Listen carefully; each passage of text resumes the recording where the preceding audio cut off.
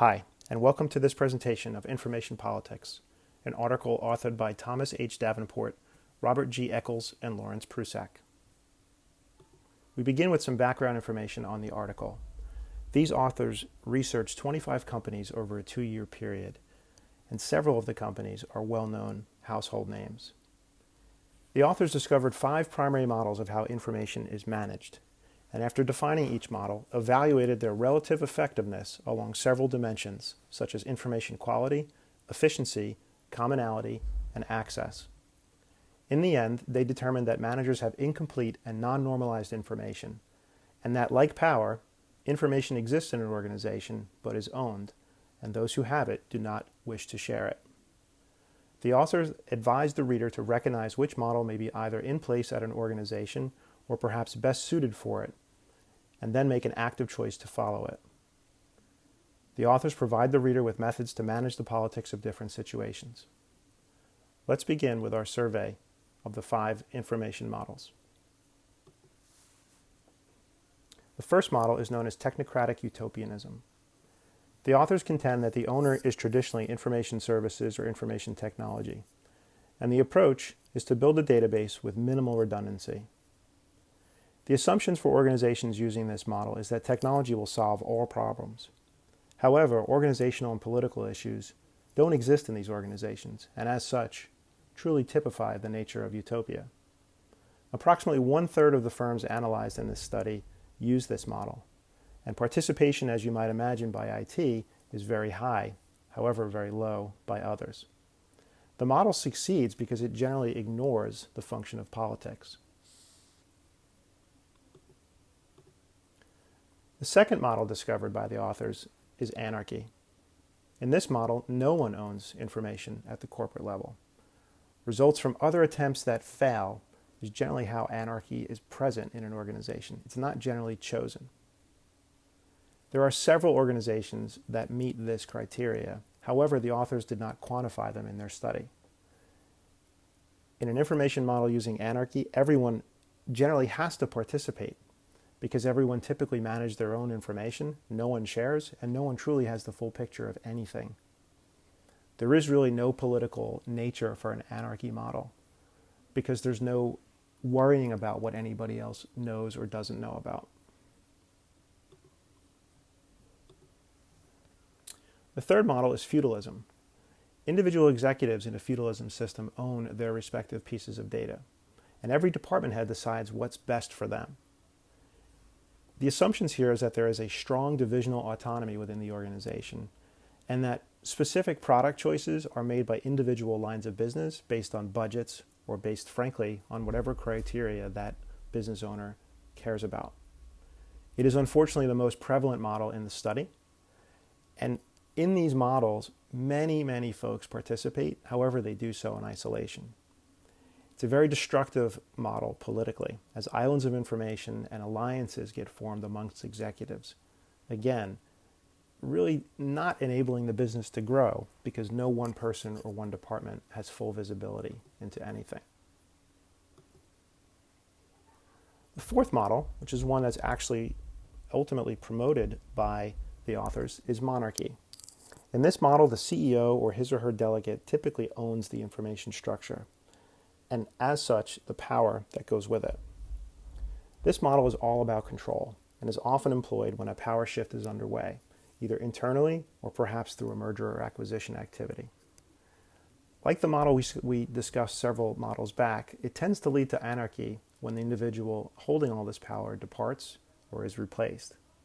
Its prevalence is unstated in the article, and its participation generally is by fiat. The CEO or his or her delegate decide this is what we're going to do, and there are no questions asked. Politically, this model attempts to eliminate politics through strong central autonomy and authority. The final model, also cited as quite popular by the authors in this study, is federalism. In this model, there's a strong central team or individual displaying information systems leadership. High degrees of negotiation and cooperation are generally used to bring potentially competing and other groups that don't want to cooperate together. This model is adept at recognizing the role of politics in an organization and as such, generally requires strong negotiation skills in the leaders that run it. Like monarchy, it is a preferred model of information politics and information organization, and its participation generally is organization-wide as it's embedded in the culture of an individual company. Federalism views politics in an organization as necessary and legitimate and is best positioned to be successful. Once these models are defined by the authors then go on to talk about different criteria or different characteristics that individuals or leaders can use to manage such politics. The first is all about selecting a preferred information state. Now, the authors talk in this space about how multiple states are generally not recommended, although several large companies may wind up employing such concepts in different divisions or different subdivisions that don't have a central governance model. The quality of information is the most important factor in predicting the successful adoption of any given model. And given a choice, as mentioned earlier, monarchy or federalism are preferable. Let's take a deeper dive into why that may be. Monarchy has that common language which gives it strong direction and support, is highly efficient, and generally, as we talked about, attempts to eliminate politics through strong central autonomy and authority. Federalism provides that sense of empowerment and encourages active participation by all, generally works best with managers, as we talked about, who are skilled negotiators, and enables the greatest possibility that access and distribution of information will occur. Federalism acknowledges the role of politics and therefore is best positioned to succeed it. Matching the information politics to a general organizational culture is important. Free-flowing information will not change an organization's culture, but in fact the reverse will. Assuming that changing the way information flows will have a meaningful impact on culture is a fallacy and should be avoided. Culture generally is the long pole in the tent and therefore the last thing to change, most difficult thing to change. In essence, that's why we're all in this program here at Penn in organizational dynamics. In organizations where information is currency, power and influence, it will be hoarded. And culture oftentimes encourages the very silos of information that often inhibit the realization of its stated goals, in a weird sense of irony.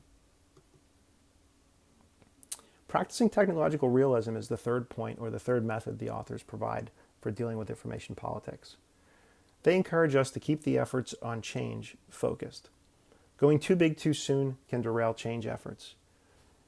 Really getting to the heart of what needs to change, finding sponsors in your organization who can help promote that, and getting some early wins are key here. Now, this report was issued in 1992, and at that time stated that 5% of an organization's information was electronic. I suspect in 2019 that number has certainly grown significantly. I'm generally in agreement with the authors here that the firms still struggle with large-scale information projects and programs today.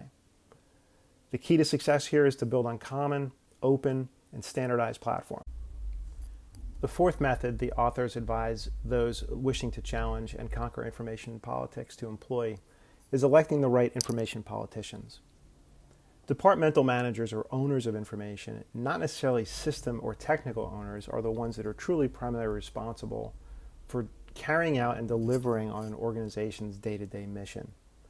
Never underestimate the importance of such soft skills like persuasion and negotiation in appointing these information politicians. Experienced executives and senior leaders need those same skills to be successful in complex organizations. Finally, the last piece of advice the authors provide here is to avoid empire building. There really is the need to resist an urge to centralize the responsibility for any one system to one person's role. Establishing the right amount of segregations of duties and checks and balances in this system, like any other system, is equally important. Organizations must ensure the highest level of data quality exists throughout their system as well, or it will simply be a garbage in, garbage out problem. IT needs to see itself as an organizational enabler and not become the empire inside the organization. The key takeaways the authors want us to take are summarized as follows. Politics and organization are real, and as such, information politics are just as real, difficult, and time-consuming. One must be able to recognize what model of information politics and organization is using before attempting to change anything about it. Changing that organization's posture on information politics requires a culture to change and cannot be done at the technical level, despite how much money and how much time is invested by organizations. Finally, leaders that will be effective at making these paradigm shifts will struggle, and key skills of negotiation, influence skills, and frankly, the ones we're all learning here in Penn's Organizational Dynamics program will be key if they wish to succeed. Thank you for your time, and good luck in your studies.